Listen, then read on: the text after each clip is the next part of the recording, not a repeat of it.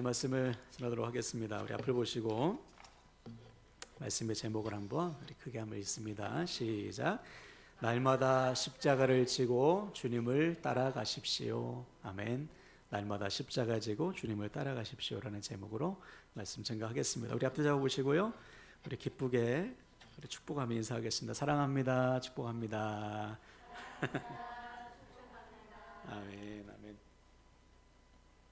요즘 다시 코로나가 유행인 것 같아요. 그렇죠? 우리 성도님도 아침에 한 가정이 코로나에 걸린 것 같다며 전화가 오셨는데 서로의 건강을 위해서도 여러분 늘 중보해 주시길 바랍니다. 어느덧 8월 마지막 주네요. 8월 마지막 주. 더위가 이제 조금 꺾인 것 같기도 한데 이제 올해도 얼마 남지 않았습니다. 이제 4개월 남았는데 4개월 동안도 여러분 힘을 다해서 주님의 부르심에 순종하는 저 여러분 되길 바랍니다. 올해 하나님께서 우리에게 주신 비전은 세상이 칭송하는 교회. 세상이 칭송하는 교회란 세상이 인정하는 교회, 칭찬하는 교회.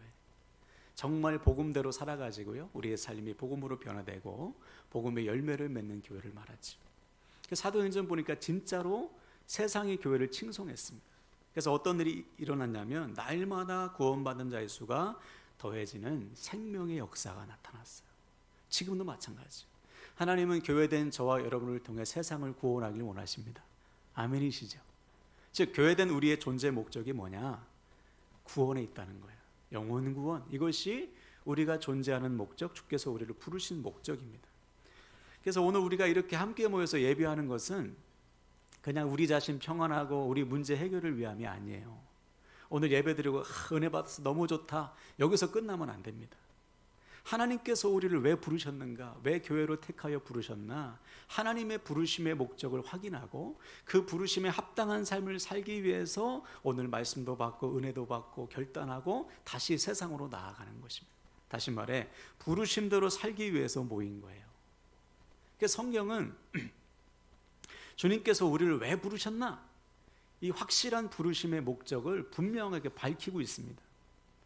먼저 주님께서 제자들을 부르실 때 마태복음 4장 19절, 나를 따라오라, 내가 너희로 사람을 낚는 어부가 되게 하리라. 우리를 제자로 부르신 목적이 사람을 낚는 인생, 영혼 구원에 있다는 것이죠. 그래서 우리가 그 부르심에 순종해서 주님을 지금 따라가고 있는 중 아닙니까? 그렇죠? 또 부활하신 주님께서 성도들에게, 교회들에게 뭐라고 명령했어요? 사도행전 1장 8절, 오직 성령이 너에게 임하시면 너희가 권능을 받고 예루살렘과 온 유대와 사마리아와 땅끝까지 이르러 내 증인되라. 그렇죠? 주님께서 우리를 교회로 부르신 목적은 내 증인되라. 나를 모르는, 주님을 모르는 사람에게 부활의 주님, 십자가의 주님을 전하여 살려내라. 여러분, 이것은 특별한 사람들에게만 주신 사명이 아니고요, 교회로 부르신, 즉 예수 그리스도를 구주로 고백하는 모든 사람들에게 주신 공통적인 사명인 것이죠. 이 사명을 위해서 우리가 살아가야 되는 것입니다. 그래서 만약에 우리의 삶에 하나님의 역사가 없다, 하나님의 권능이 없다면 이유는 한 가지예요. 우리가 지금 부르심대로 살지 않는 거예요. 우리가 주님의 증인된 삶, 영혼을 구원하는 삶을 살 때 성령의 권능, 하나님의 권능, 역사가 나타나는데 만약에 이게 없다면 지금 우리는 그 부르심대로 살지 않고 있는 것이죠. 그래서 우리는 지금 점검해야 돼. 나는 지금 부르심대로 살고 있나? 혹시 부르심을 잊어버린 것은 아닌가?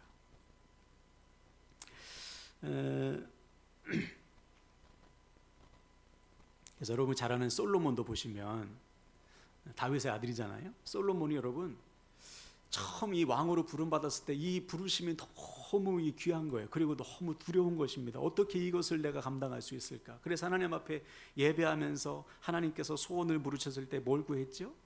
지혜를 구했죠. 어떤 지혜? 이 백성들을 잘 다스릴 지혜. 왜냐하면 솔로몬은 자기의 부르심을 알았어요. 나는 왕이지만 하나님을 대신하는 왕이거든요. 네. 하나님의 뜻을 대신 실현할 왕으로서 나를 부르셨다는 것을 알았기 때문에 이 두렵고 떨림으로 이 부르심을 감당했습니다. 그때 솔로몬의 삶에 하나님의 권능이 임했어요. 그래서 온 열방의 나라들이 다 와가지고 솔로몬의 지혜에 탐복하면서 그에게 지혜를 주신 하나님께 영광을 돌리잖아요. 여러분, 우리 삶에 하나님의 영광이 나타나는 것, 우리 곁에 있는 사람들이 우리를 통해 하나님께 영광을 돌리는 것, 이것보다 더 큰 영광이 어디 있습니까? 언제? 부르신 대로 살 때. 근데 그가 부르심을 잊어버렸을 때 어떻게 됐습니까? 이방 여자들을 사랑해 가지고 그들이 가지고 온 온갖 우상을 섬겼을 때 솔로몬을 통해서 온 나라가 우상 숭배자가 됐어요. 하나님의 권능과 영광이 사라졌습니다. 그래서 솔로몬이 죽은 다음에 나라가 어떻게 됐습니까? 둘로 쪼개지잖아요. 남유다 북이스라엘로. 네. 그래서 그가 인생의 말년에 간신히 회개하면서 하나님의 부르심대로 살지 못한 자신의 삶을 회개하면서 뭐라고 고백했어요? 전도서 1장 2절, 헛되고 헛되며 헛되고 헛되니 모든 것이 헛되도다. 즉 부르심을 잊어버린 모든 삶은 헛된 것입니다. 반면에 부르심대로 사는 삶은 모든 것이 가치 있는 거예요. 그래서 신약 성경도 이렇게 우리에게 증거합니다. 우리 요한 사도가 고백했는데요. 우리 앞을 보고 읽어볼까요? 요한일서 2장 16절 17절. 우리 세 번역으로 조금 길지만 우리 같이 읽습니다. 시작. 세상에 있는 모든 것, 곧 육체의 욕망과 눈의 욕망과 세상 살림에 대한 자랑은 모두 하늘 아버지에게서 온 것이 아니라 세상에서 온 것이기 때문입니다. 이 세상도 사라지고 이 세상의 욕망도 사라지지만 하나님의 뜻을 행하는 사람은 영원히 남습니다. 아멘. 그렇죠. 하나님의 부르심과 택하심을 알지 못하는 사람들은 세상의 부름대로 살아가요. 세상에 주는 가치, 세상에 주는 목적을 따라 살아갑니다. 어떻게? 육신의 정욕과 눈의 욕망대로 사는 겁니다. 자기가 살고 싶은 대로 사는 거예요. 또 남들과 비교하면서 살림살이 자랑하느라 하나님께서 주신 삶을 낭비하는 거예요. 여러분 생각해 보세요. 세상이나 세상에 있는 것들은 다 사라집니다. 그렇죠? 우리 눈에 보이는 모든 것들은 다 썩어 없어질 것들이에요. 이것은 우리가 추구할 대상이 아니라는 것이죠. 오직 하나님의 뜻, 하나님의 부르심만이 우리가 추구할 대상이에요. 그것만이 영원히 남는 거예요. 그래서 이 세상에는 두 종류의 사람이 있습니다. 하나님의 부르심대로 살아서 하나님의 뜻을 이루는 인생과 하나님의 부르심을 잊어버린 채 자신의 삶을 헛된 것에 낭비하는 인생, 이 두 종류가 있는 거예요. 여러분 지금 어디에 속해 계세요? 부르심을 따라 살고 있습니까? 하나님 부르심을 잊어버린 채 살고 있습니까? 전에도 제가 한번 말씀드린 적이 있는데 1956년도에 이 아마존에 아우카족을 선교하다가 죽은 짐 엘리엇이라는 선교사가 있습니다. 그때 그의 나이 29살이에요. 29살. 가정도 있는 청년. 이 청년은 미국의 유명한 대학을 졸업했습니다. 명문대를 졸업한 수재, 앞날에 총방맞는 청년이었어요. 그런데 하나님께서 그를 선교사로 부르신 거예요. 그 당시 가장 악명 높은 사람을 죽인다고 하는 아우카족에게 복음을 전하라. 이 하나님의 부르심을 받은 것입니다. 이 청년이. 그래서 이 선교를 준비하는 거죠. 이 청년이. 근데 주변의 모든 사람들이 말렸어요. 야, 너 같은 수재가 왜 거길 가냐. 아우카족이 얼마나 무서운 줄 아냐. 더 가치 있는 일을 해봐라. 한번 찾아봐라. 왜냐하면 이 사람들이 볼 때 이 실력 있는 청년이 아우카족의 선교사로 가는 것이 낭비처럼 여겨졌던 것이죠. 예. 그렇지 않겠어요? 낭비처럼 여겨졌겠죠. 그런데 이 짐 엘리엇에 있어서는 낭비가 아닌 거예요. 가장 가치 있는 일인 것입니다. 이유는 오직 하나, 하나님이 부르셨잖아요. 거기로 가라고 하나님께서 마음을 주셨잖아요. 가장 가치 있는 것이죠. 우리나라를 처음 찾아왔던 그 아펜젤로 언더우드 선교사도 보세요. 그때 그의 나이 20대 중반 청년입니다.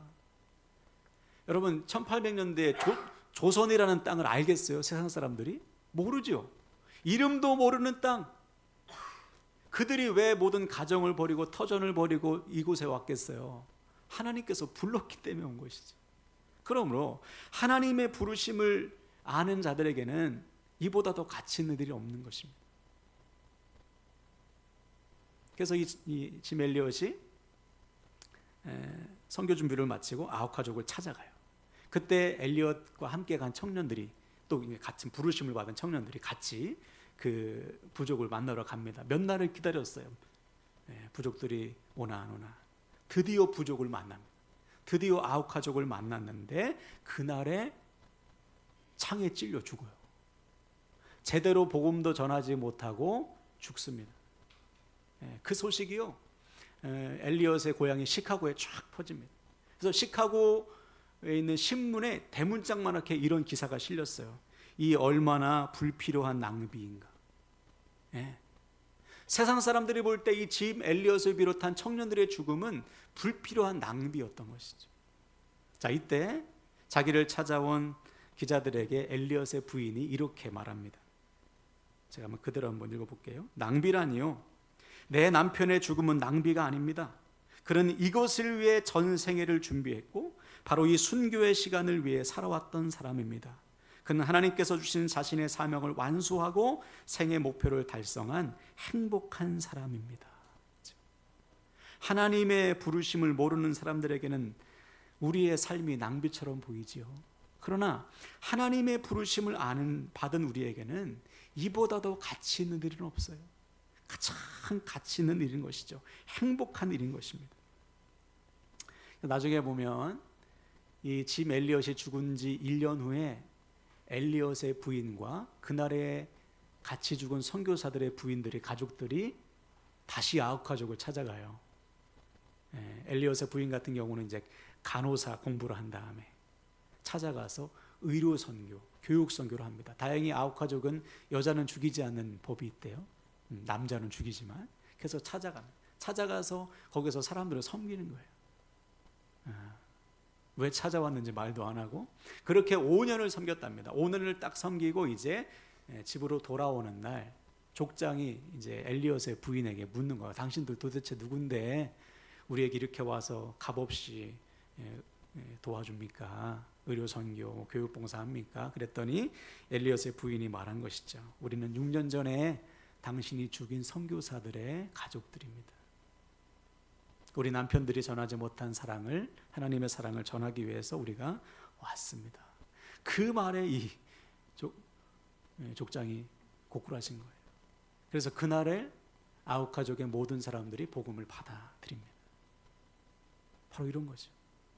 여러분, 엘리엇의 죽음은 낭비가 아닙니다. 가장 가치 있는 것이죠. 비록 남들이 보기에는 복음도 제대로 전하지 못하고 총망맞는 청년이 창에 찔려 죽은 사건이지만 그 순교의 피를 통해서 아홉 가족의 복음이 전해졌잖아요. 가장 가치 있는 죽음, 거룩한 낭비인 것이죠. 그래서 이 짐 엘리엇은 생전에 이런 고백을 했다고 해요. 우리 한번 같이 고백해 볼까요? 엘리엇처럼. 앞을복음 읽어보겠습니다. 시작. 영원한 것을 얻기 위해 영원하지 않는 것을 버리는 자는 결코 어리석은 자가 아니다. 아멘. 영원한 것, 영원한 하나님 나라, 영원한 하나님의 부르심에 순종하기 위해서 영원하지 않는 것, 썩어 없어질 것, 세상의 것을 미련 없이 버리는 것은 어리석은 일이 아니다. 오히려 가장 지혜로운 일, 가장 가치 있는 것이다. 이 순종을 통해서 영혼이 살아나는 것입니다. 그러므로 여러분, 뭐가 낭비예요? 뭐가 진짜 낭비입니까? 하나님의 부르심을 잊어버린 채 사는 것이 가장 낭비인 거예요. 제가 좋아하는 미국 목사님 중에 존 파이퍼 목사님이 있어요. 존 파이퍼 목사님이 1980년대 이런 설교하셨습니다. 1980년대 미국 사람들의 로망은 뭐냐면 은퇴를 하고서 저 플로리다 해변가에 멋진 집을 하나 사고 요트를 장만해서 낚시하는 거, 여자들은 예쁜 조개 껍데기 모으면서 사는 거, 이것이 1980년대 미국의 중산층의 로망이었다는 거예요. 우리나라로 말하면 은퇴한 다음에 저 시골집에 가서 집 짓고, 그죠? 농사 짓고 뭐 이런 비슷하죠. 자, 그때 이 존 파이퍼 목사가 이런 설교했습니다. 만약 이들이 죽어서 하나님 앞에서 자신의 삶을 결산할 때 뭐라고 말할 수 있겠습니까? 하나님, 제가 모은 저 예쁜 조개 껍데기를 보세요. 제가 장만한 저 멋진 요트를 보세요. 저 예쁜 집을 한번 보세요. 이렇게 말할 수 있냐는 거예요. 이것이야말로 낭비라는 것이죠. 즉, 하나님의 부르심을 잊어버린 채 자신의 로망을 위해서 삶을 낭비하는 것, 이것보다 더 큰 낭비는 없다. 1980년대 한 설교인데 오늘날에도 똑같아요. 너무나 많은 그리스도인들이 삶을 낭비하고 있어요. 왜? 하나님의 부르심을 잊어버린 채 사는 것입니다. 생각해 보세요. 우리 주님께서 우리가 조개 껍데기나 모으고 집이나 장만하고 요트나 사라고 십자가 달리셨을까요? 주님께서 우리를 찾아오셔서 택하여 부르신, 교회로 부르신 목적이 우리의 로망을 이루라고 부르셨냐고요? 아니죠. 주님의 몸된 교회로서 주님을 대신하라고, 주님의 손과 발이 되어서 주님의 사역을 대신 이어가라고 우리를 부르신 거잖아요. 분명한 목적을 가지고 부르셨다고요. 이 부르심대로 살 때만이 우리의 삶에 가치가 있는 것이죠. 그래서 바울은 주님의 부르심을 받자마자 모든 것을 배설물처럼 버리고 주님을 따랐던 거 아니에요.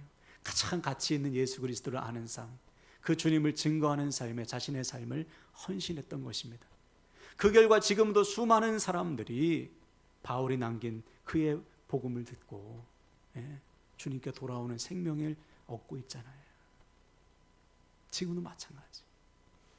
하나님 우리를 통해 영혼을 구원하길 원하십니다. 아멘이십니까? 누가 그렇게 살 수 있냐고요? 대단한 사람이 사는 게 아니고 그 부르심대로 사는 사람. 간단한 거예요.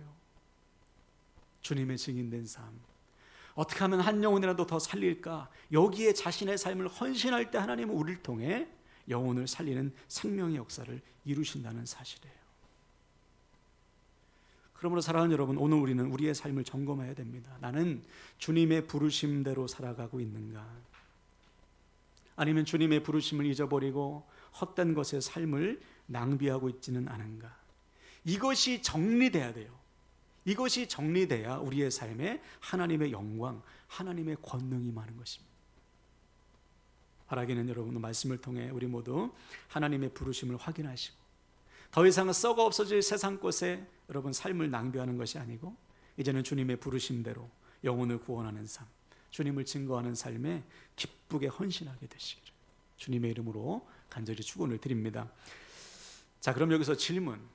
그럼 어떻게 할 때 우리는 부르심대로 일생을 살아갈 수 있을까요? 어떻게 하면 한눈 팔지 않고 주님을 끝까지 따라갈 수 있을까요? 오늘 본문에서 주님 우리에게 답을 주십니다. 다 같이 23절을 볼까요? 오늘 본문 23절.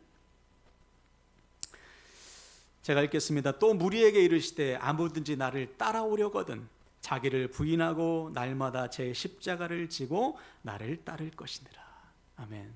주님께서 답을 줬어요. 야, 너도 나를 따라오려고 하냐? 그러면 이거 해야 돼. 세 가지 결단을 우리에게 요구하십니다. 첫 번째 결단은 뭐냐면 자기를 부인하는 거예요. 한번 따라할까요? 자기를 부인하라. 네. 여기서 부인한다는 것은 헬라어로 아르네오마이라는 단어인데 이 단어는 자신을 거절하는 것입니다. 즉 주님을 따라가는데 거스르는 나의 모든 욕망을 거절하는 거예요. 안 돼, 더 이상. 이전의 삶을 살 수 없어. 자신의 삶과 결별하는 거예요. 즉 주님을 만나기 전에 이전의 죄인된 자신의 삶과 빠이빠이 하는 거예요. 너 이제 끝. 거절해. 나의 욕망, 나의 모든 거 이제 아니야.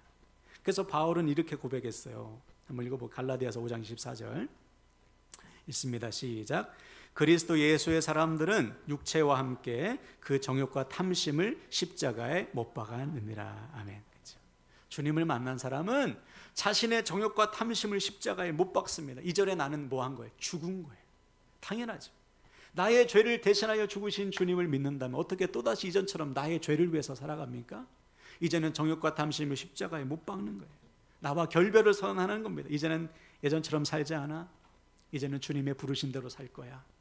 나를 위해서 죽으시고 부활하신, 나를 찾아오셔 나를 택하여 부르신 그 주님의 부르심을 따라서 내가 살 거야. 이렇게 결별을 선언해야 돼요. 그때 우리는 주님을 따라갈 수 있다는 것이죠. 마치 제자들처럼 잡은 물고기 배 금을 다 버릴 때 주님을 따라갈 수 있는 것입니다. 여러분 날마다 자기를 부인하고 주님을 따라가시길 바랍니다. 두 번째는 자기 십자가 지는 것입니다. 따라합시다. 자기 십자가를 지라. 네. 여러분 십자가 진다는 것은 뭐냐면 고난을 감당하라는 거예요. 기꺼이 고난을 감당해라. 전에도 말씀드렸죠. 십자가 고난 없이는 부활이 없어요. 십자가의 고난이 없이는 부활의 영광이 없습니다. 십자가를 통과해야지만 부활이 주어지는 거예요. 마치 이스라엘 백성들이 광야를 통과해야지만 약속의 땅을 차지하는 것처럼 우리가 십자가의 고난을 감당해야지만 이 길을 끝까지 갈 수 있습니다. 고난을 회피하면 뺑뺑이 돌 수밖에 없어요. 40년 광야에서 헤매다가 끝나는 거예요. 우리 인생도 마찬가지. 여러분, 믿음의 삶은 고난의 삶입니다. 어떤 분 그래요. 아유, 목사님, 예수 믿으니까 더 힘들어요. 예? 제대로 마음대로 살지도 못하고 정직해야 되고 용서해야 되고 사랑해야 되고 오늘처럼 남들 다 쉴 때 그냥 와서 예배도 드려야 되고 기도도 해야 되고 너무 힘들어요. 맞는 말이에요. 여러분, 예수 믿는 삶은 힘든 삶이에요. 그래서 주님은 마태복음 7장에서 나의 길은 좁고 험하다고 했습니다. 나를 따라오는 길은 좁고 험해. 바울도요, 로마서 8장 17절에서 이렇게 말했어요.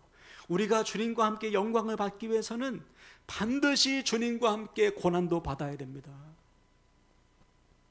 우리는 하나님의 아들이기 때문에 상속을 받기 위해서는 주님처럼 고난을 받아야 됩니다. 고난은 당연하다는 거예요, 여러분. 당연하다.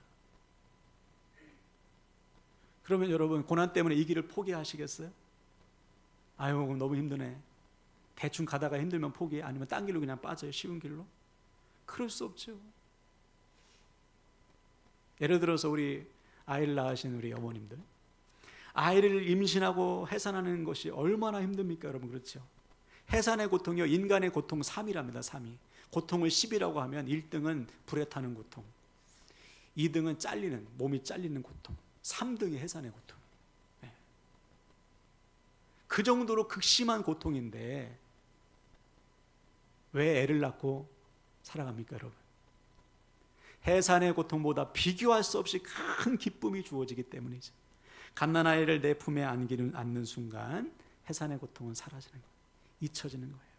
마찬가지. 우리가 십자가의 고난을 견디는 이유는 십자가 고난 뒤에 주어질 영광이 있기 때문에, 우리가 증인된 삶, 주님의 부르심대로 고난을 견디면서 사는 이유는 이 고난 뒤에 주어질 열매가 있기 때문이죠. 아멘이십니까? 그걸 바라보고서 우리는 고난을 감당해내는 거예요. 이것을 보지 못하면 고난이 그냥 고난으로 끝나는 것이지. 그래서 주님은 이렇게 고난을 참으셨대요. 히브리서 12장 2절을 볼까요? 다 같이 읽습니다. 시작. 믿음의 주요 또 온전하게 하시는 이인 예수를 바라보자. 그는 그 앞에 있는 기쁨을 위하여 십자가를 참으사 부끄러움을 개의치 아니하시더니 하나님 보좌 우편에 앉으셨느니라. 아멘. 우리 주님은 십자가 뒤에 주어질 기쁨, 우리의 구원, 여러분의 구원을 내다보시고 십자가를 참으셨다. 모든 고난과 수치를 감당하셨다는 것입니다. 그러면 우리도 똑같이 해야 되죠. 우리도 마찬가지로 십자가 뒤에 주어질 영광과 열매와 기쁨을 바라보고 내다보고 믿고 고난을 감당해내는 거예요. 바라기는 여러분, 어떤 상황 속에 있든지 고난을 당하든지 고난 뒤에 주어질 기쁨을 내다보시고 기꺼이 고난을 감당하시기를 주님의 이름으로 간절히 축원을 드립니다. 자, 마지막은 주님을 따라가는 것입니다. 여기서 따라가다라는 것은 헬라어로 아콜루데오라는 단어인데요, 이 단어의 뜻은 죽음의 길일지라도 따라가는 것을 말합니다. 따라가면 죽어. 그런데도 따라가는 거예요. 왜? 그게 진짜 살 길임을 믿기 때문에.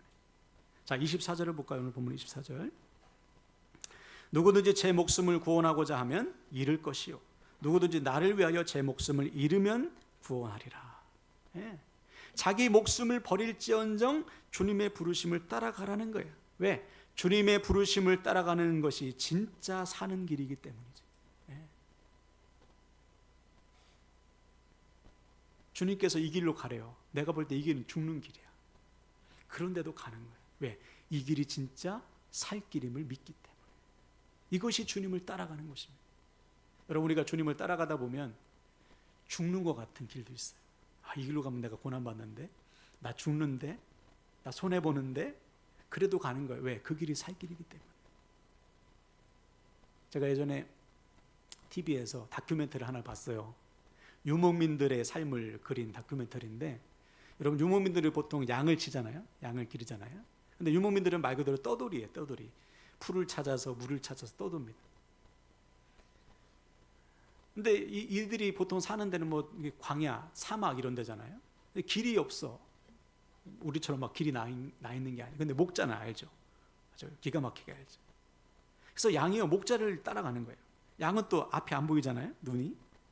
귀는 발달이 돼 있고. 목자의 음성을 따라가는데 보니까요, 길도 없는 비탈진 언덕을 목자가 내려가니까 양이 따라가는데 양이 막 떼굴떼굴 구르는 거예요. 발도 짧으니까. 그런데도 악착같이 목자를 따라가는 것입니다. 왜? 양은 알고 있어요. 목자를 따라가는 길이 살길임을 아는 것이죠. 우리도 마찬가지. 살다 보면 주님께서 우리를 비탈길로 인도하실 때도 있어요. 다윗의 고백처럼 사망의 음침한 길로 우리를 인도하실 때도 있습니다. 그러나 우리는 그 길을 벗어날 수 없어요. 왜? 주님을 따라가는 길이 살길임을 믿기 때문에. 이것이 주님을 따라가는 거예요. 여러분, 고난의 길, 죽음의 길이라도 주님을 따라가시길 바랍니다. 그래서 바울은 이렇게 고백했어요. 사도행전 20장 24절을 우리 바울의 심정을 가져가 한번 읽어봅시다. 시작. 내가 달려갈 길과 주 예수께 받은 사명 곧 하나님의 은혜의 복음을 증언하는 일을 마치려 하면은 나의 생명조차 조금도 귀한 것으로 여기지 아니하노라. 아멘. 나의 생명보다 주님의 부르심이 우선이다. 왜? 주님의 부르심대로 사는 것이 진짜 사는 길임을 믿기 때문이죠. 그러면 사랑하는 여러분, 우리 역시 주님의 부르심대로 사는 길이 진짜 살 길임을 믿으시고 어떤 길로 인도하시든지 아멘으로 순종하시기를 주님의 이름으로 간절히 축원을 드립니다. 자, 시간 말씀을 마무리하는데요. 여러분, 오늘 말씀을 통해 우리는 결단하셔야 돼요. 절대 삶을 낭비해서는 안 됩니다. 헛된 것, 세상의 것, 썩어 없어질 것, 여러분, 삶을 낭비해서는 안 돼요. 주님의 부르심대로 살 때 우리 삶에 하나님의 권능과 영광이 나타나는 것입니다. 어떻게 살아야 됩니까? 자기를 부인하고 자기 십자가 지고 주님을 따라가야 돼요. 정욕과 탐심을 십자가에 못 박고 십자가의 고난 기꺼이 견뎌내고 어디로 인도하시든지 주님을 따라가는 것입니다. 근데 여러분, 이것은 한 번의 결단으로 안 돼요. 그래서 주님은 오늘 우리에게 명령한 거예요. 날마다 십자가 져라. 날마다 나를 부인하고 날마다 내 십자가 지고 날마다 주님을 따라가는 거예요. 그때 여러분, 우리의 삶에 하나님의 권능이 나타나고요, 우리의 그 부르심의 순종을 통해서 우리 곁에 있는 수많은 사람들이 주님께 돌아오는